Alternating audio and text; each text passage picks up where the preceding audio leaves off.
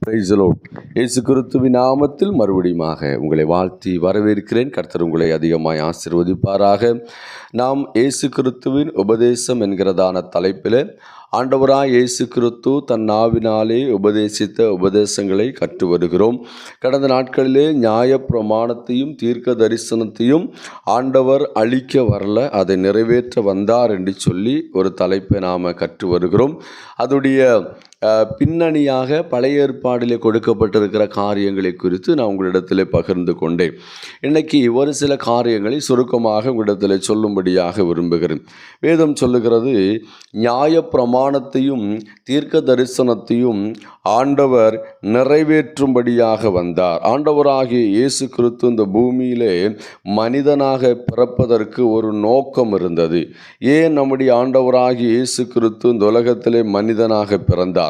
அவர் மனிதனாய் பிறப்பதின் காரணம் மனிதனை ரட்சிக்கும்படியாக, மனிதனுடைய சாபங்களில் இருந்தும் பாவங்களில் இருந்தும் அவனை விடுவிக்கும்படியாக. இது நமக்கு நன்றாகவே தெரிந்த ஒரு சத்தியம். ஒரு கிறிஸ்தவனுக்கு நல்லாவே தெரியும், ஆண்டவராகிய இயேசு கிறிஸ்து இந்த உலகத்தின் பாவத்தை சுமந்து தீர்க்கும்படியாக, பாவத்திலே வாழ்கிற ஜனங்களை விடுவிக்கும்படியாக, சாப கட்டில் இருந்து விடுவிக்கும்படியாக தான் இயேசு கிறிஸ்து இந்த உலகத்திலே வந்தார் என்று சொல்லி எல்லா கிறிஸ்தவர்களுக்கும் நன்றாகவே தெரியும். நியாயப்பிரமாணத்தை குறித்து மத்தேயு எழுதின சுவிசேஷம் 5ஆம் அதிகாரம் 16, 17, 18 வசனங்களில் கொடுக்கப்பட்டிருக்கிற வார்த்தைகளை வாசித்து பார்க்கும்போது ஆண்டவர் சொல்லுகிறார், நியாயப்பிரமாணத்தை நிறைவேற்றும்படியாக வந்தேன். இது ஒரு உபதேசம்தான். அதாவது நியாயப்பிரமாணம் என்பது பழைய ஏற்பாடிலே இஸ்ரவேல் ஜனத்துக்கு தேவன் கொடுத்திருக்கிற உடன்படிக்கை, இல்லைனா கட்டளை, இல்லைனா அது சட்டமாக காணப்படுகிறது.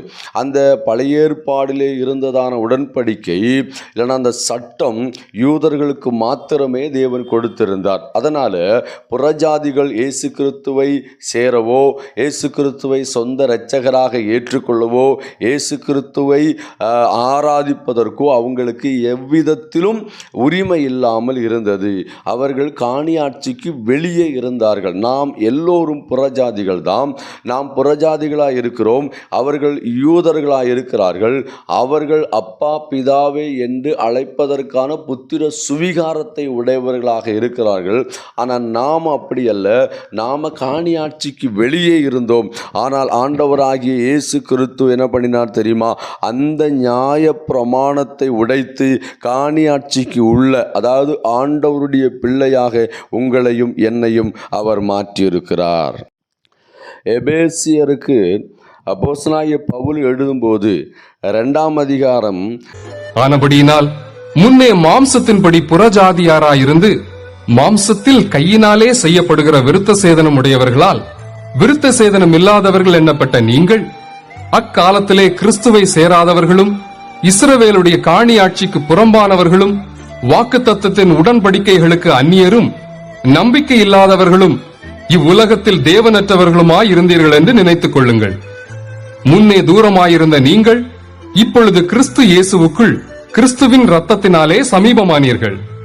எப்படியெனில் அவரே நம்முடைய சமாதான காரணராகி இருதரத்தாரையும் ஒன்றாக்கி பகையாக நின்ற பிரிவினையாகிய நடுச்சுவரை தகர்த்து சட்ட திட்டங்களாகிய நியாய பிரமாணத்தை தம்முடைய மாம்சத்தினாலே ஒழித்து இருதரத்தாரையும் தமக்குள்ளாக ஒரே புதிய மனுஷனாக சிருஷ்டித்து இப்படி சமாதானம் பண்ணி பகையை சிலுவையினால் கொன்று அதனாலே இருதரத்தாரையும் ஒரே சரீரமாக தேவனுக்கு ஒப்புரவாக்கினார். அல்லாமலும் அவர் வந்து தூரமாயிருந்த உங்களுக்கும் சமீபமாயிருந்த அவர்களுக்கும் சமாதானத்தை சுவிசேஷமாக அறிவித்தார். அந்தப்படியே நாம் இருதரத்தாரும் ஒரே ஆவியினாலே பிதாவினிடத்தில் சேரும் ஸ்லாக்கியத்தை அவர் மூலமாய் பெற்றிருக்கிறோம்.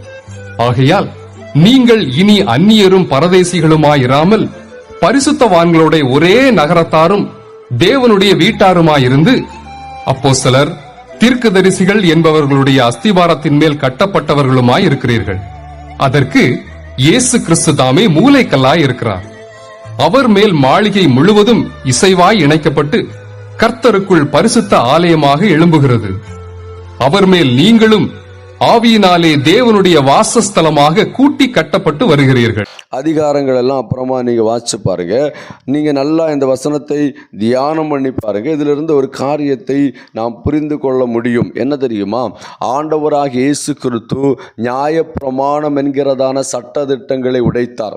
நியாயப்பிரமாணம் என்ன சொன்னது அப்படின்னா, யூதர்கள் மட்டும்தான் ஆண்டவருடைய பிள்ளைங்க, மிச்சம் இருக்கிற யாரும் ஆண்டவருடைய பிள்ளைங்க இல்லை, நாம் எல்லாம் தேவனற்றவர்களாக இருந்தோம். இப்போ இந்த நியாயப்பிரமாணம் என்கிறதான அந்த சட்டத்தை ஆண்டவருடைய மரணத்தினாலே, ஆண்டவருடைய இரத்தத்தினாலே உடைத்து அவரோடு கூட சேரும்படியான சிலாக்கியத்தை நமக்கு தந்திருக்கிறார். அவரை அப்பா பிதாவே என்று அழைப்பதற்கான புத்திர சுவிகாரத்தை தேவன் நமக்கு தந்திருக்கிறார். பாருங்க, எபேசியர் 2:15 நீங்க படிச்சு பார்த்தீங்க அப்படின்னா, பகையை சிலுவையினாலே கொண்டு அதனாலே இருதரத்தாரையும் ஒரே சரீரமாக தேவனுக்கு ஒப்பரவாக்கினார் என்று சொல்லப்பட்டிருக்கிறது. அந்த இருதரத்தார் யார் தெரியுமா?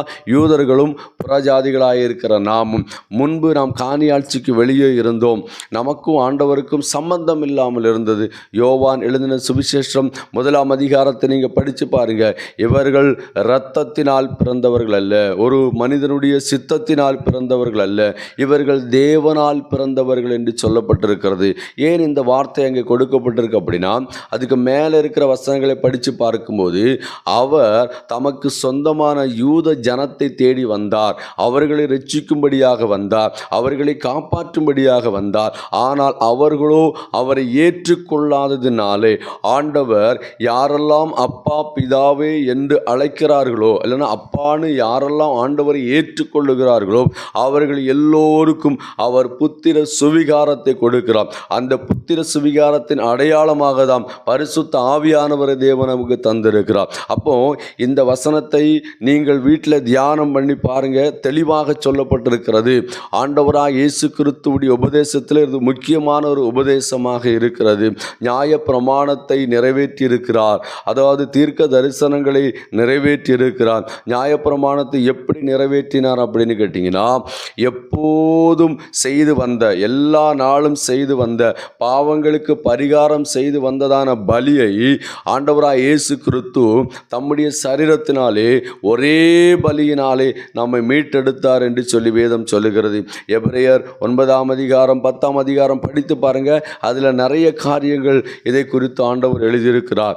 ஆண்டவராய் இயேசு கிறிஸ்து நமக்காக இந்த பூமியிலே, அதாவது பாவிகளுக்காக, ஒரு புறஜாதி மக்களுக்காக ஆண்டவர் பூமியிலே நமக்காக வந்து மரித்து அவர் அடக்கம் பண்ணப்பட்டு அவர் இந்த பூமியிலே நமக்கும் அவருக்கும் தடையாக இருந்ததான நடுச்சுவர் என்கிறதான நியாய பிரமாணத்தை உடைத்து அவருடைய பிள்ளையாக அவர் நம்மை மாற்றியிருக்கிறார். இந்த சுதந்திரத்தை நாம் காப்பாற்றி கொள்ள வேண்டும். பிசாசானவன் இந்த சுதந்திரத்தை பறித்து கொள்ள பல வழிகளிலே வருவான். அதனால இந்த வார்த்தை உங்களை ஆசீர்வதிக்கட்டும். தொடர்ந்து நிறைய காரியங்களை நாம் கற்றுக்கொள்ளப் போகிறோம்.